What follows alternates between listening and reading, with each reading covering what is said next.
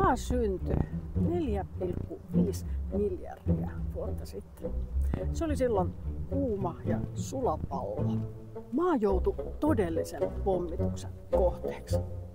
Meteoriitteja ja asteroideja satoi tauotta. Ne moukaroi maata miljoonien vuosien ajan. Kuulostaa tuhosalta, ja niin se kyllä olikin. Mutta onneksi maapallolla ei silloin vielä ollut elämää, tiettävästi.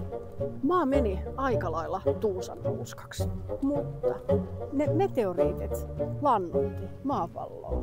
Niiden mukana maahan tuli semmoisia alkuaineita, jotka sitten myöhemmin mahdollisti elämän syntymisen tänne maapallolle. Meteoriitit moukaroi maata miljoonia vuosia sitten. Mutta voisiko näin tapahtua tänä päivänä? Periaatteessa. Mutta avaruutta valvotaan mahdollisten uhkaavien myökkäleiden varalta. Ja tällä hetkellä näköpiirissä ei ole mitään sellaista. Voit nukkua